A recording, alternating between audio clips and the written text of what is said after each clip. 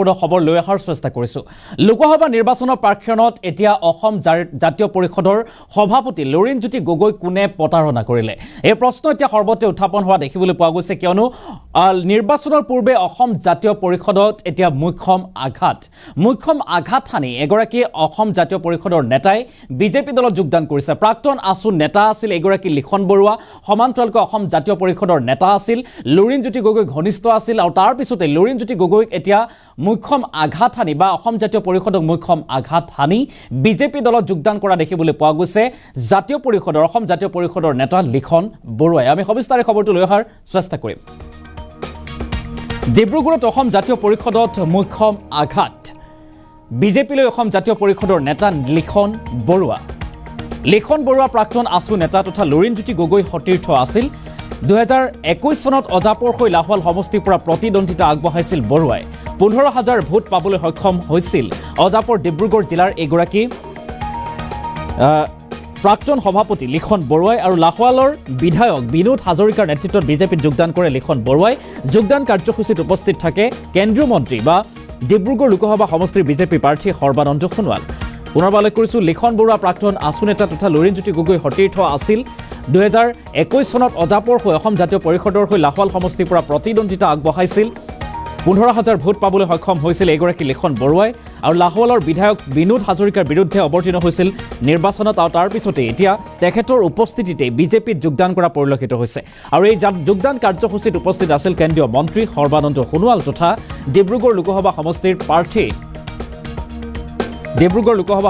প্ৰাৰ্থী সৰ্বানন্দ সোণোৱাল। আমি কিছু দৃশ্যাংশ দেখুৱাৰ চেষ্টা কৰিছোঁ। বিজেপিলৈ অসম জাতীয় পৰিষদৰ নেতা লিখন বৰুৱা প্ৰাক্তন আছু নেতা তথা লুৰিণজ্যোতি গগৈ সতীৰ্থ। আৰু 2021 চনত অজাপৰ হৈ লাহোৱাল সমষ্টিৰ পৰা প্ৰতিদ্বন্দ্বিতা আগবঢ়াইছিল এগৰাকী লিখন বৰুৱাই। লাহোৱাল সমষ্টিৰ পৰা বিগত বিধানসভা নিৰ্বাচনত প্ৰতিদ্বন্দ্বিতা কৰি 15,000 ভোট পাবলৈ সক্ষম হোৱা প্ৰাৰ্থী তথা দলটোৰ অসম জাতীয় পৰিষদৰ ডিব্ৰুগড় জিলাৰ প্ৰাক্তন সভাপতি প্ৰাক্তন আছু নেতা লিখন বৰুৱা এতিয়া ভাৰতীয় জনতা পাৰ্টীত যোগদান কৰা পৰিলক্ষিত হৈছে। লাহোৱাল সমষ্টিৰ বিজেপি বিধায়ক বিনোদ হাজৰিকাৰ নেতৃত্বত আজিৰ দিনটোত ৰাজ্যৰ প্ৰাক্তন মুখ্যমন্ত্ৰী ডিব্ৰুগড় লোকসভা সমষ্টি প্ৰাৰ্থী সৰ্বানন্দ সোণোৱালৰ উপস্থিতিত বিজেপি দলত যোগদান কৰে। আৰু তাৰ পিছতে এতিয়া ফুলাম গামোচাৰে এনেদৰে আদৰণি জনাইছে এইগৰাকী লিখন বৰুৱাক সৰ্বানন্দ সোণোৱাল আৰু সমান্তৰালকৈ বিনোদ হাজৰিকাৰ মন্তব্য আমাৰ হাতত আছে। এই যোগদান কাৰ্যসূচী আৰু সমান্তৰালকৈ বিজেপিয়ে কেনেদৰে এতিয়া ডিব্ৰুগড়ত নিৰ্বাচনী প্ৰচাৰ চলাইছে সেই সন্দৰ্ভত মন্তব্য আছে, আমি মন্তব্য শুনোৱাৰ চেষ্টা কৰিম। আপোনালোকে জানে, যোৱা বিধানসভা নিৰ্বাচনত তেখেতে লাহোৱাল বিধানসভা সমষ্টিৰ পৰা মোৰ বিপক্ষে তেখেতে অসম জাতীয় পৰিষদত প্ৰতিদ্বন্দ্বিতা কৰি খুব চালুকীয়া অৱস্থাত আছিল যুৱ নেতা লিখন বৰুৱা। তথাপি তেখেতে 15,000 ভোট এই সময়ত পাবলৈ সক্ষম হৈছিল। আৰু এতিয়া বৰ্তমান তেখেতে যোগদান কৰাৰ লগে লগে যি 15,000 12,000 ভোট আছিল সেইখিনিও আমাৰ পক্ষে আহিব বুলি মোৰ দৃঢ় বিশ্বাস। আৰু আপোনালোকে জানে যে কা আন্দোলনৰ পিছত আমাৰ লোকসভা নিৰ্বাচন হ'ল, তাতো বিপুল সংখ্যক ভোটত ভাৰতীয় জনতা পাৰ্টীৰ প্ৰাৰ্থী আমাৰ সেই সময়ত জয়ী হৈছে।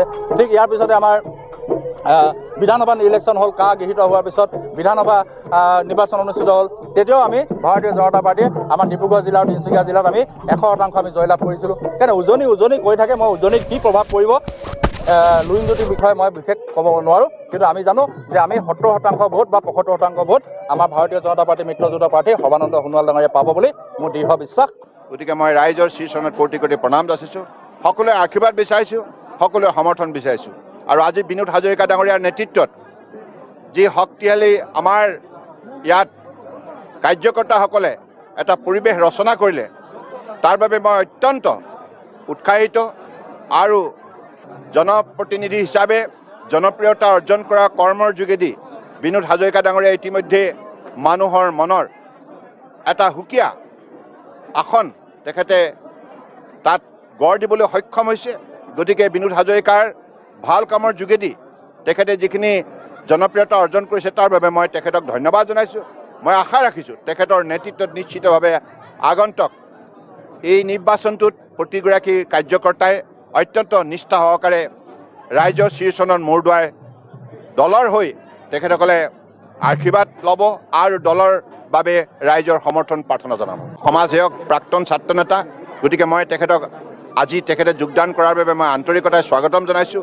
আৰু আজিৰ পৰা তেখেত ভাৰতীয় জনতা পাৰ্টী পৰিয়ালৰ এজন অন্যতম সদস্য হ'ল। নাই, ঘনিষ্ঠ নেতাই আপোনালোকে জানে যোৱা বিধানসভা নিৰ্বাচনত তেখেতে লাহোৱাল বিধানসভা সমষ্টিৰ পৰা মোৰ বিপক্ষে তেখেতে অসম জাতীয় পৰিষদত প্ৰতিদ্বন্দ্বিতা কৰি খুব চালুকীয়া অৱস্থাত আছিল যুৱ নেতা লিখন বৰা। তথাপি তেখেতে 15,000 ভোট সেই সময়ত পাবলৈ সক্ষম হৈছিল। আৰু এতিয়া বৰ্তমান তেখেতে যোগদান কৰাৰ লগে লগে যি 15,000 12,000 ভোট আছিল সেইখিনিও আমাৰ পক্ষে আহিব বুলি মোৰ দৃঢ় বিশ্বাস। আৰু আপোনালোকে জানে যে কা আন্দোলনৰ পিছত আমাৰ লোকসভা নিৰ্বাচন হ'ল, তাতো বিপুল সংখ্যক ভোটত ভাৰতীয় জনতা পাৰ্টীৰ প্ৰাৰ্থী আমাৰ সেই সময়ত জয়ী হৈছে।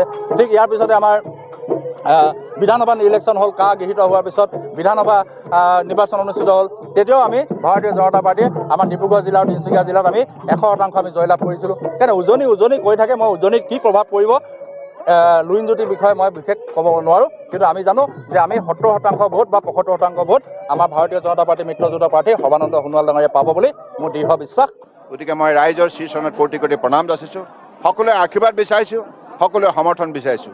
আৰু আজি বিনোদ হাজৰিকা ডাঙৰীয়াৰ নেতৃত্বত যি শক্তিশালী আমাৰ ইয়াত কাৰ্যকৰ্তাসকলে এটা পৰিৱেশ ৰচনা কৰিলে, তাৰ বাবে মই অত্যন্ত উৎসাহিত।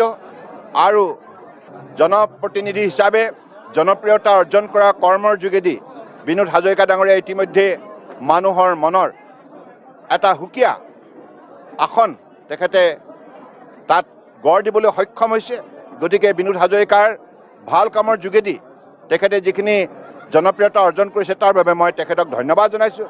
মই আশা ৰাখিছোঁ তেখেতৰ নেতৃত্বত নিশ্চিতভাৱে আগন্তুক এই নিৰ্বাচনটোত প্ৰতিগৰাকী কাৰ্যকৰ্তাই অত্যন্ত নিষ্ঠা সহকাৰে ৰাইজৰ শীৰ্ষণত মূৰ দোৱাই দলৰ হৈ তেখেতসকলে আশীৰ্বাদ ল'ব আৰু দলৰ বাবে ৰাইজৰ সমৰ্থন প্ৰাৰ্থনা জনাব। সমাজসেৱক, প্ৰাক্তন ছাত্ৰ নেতা, গতিকে মই তেখেতে যোগদান কৰাৰ বাবে মই আন্তৰিকতাৰে স্বাগতম জনাইছোঁ।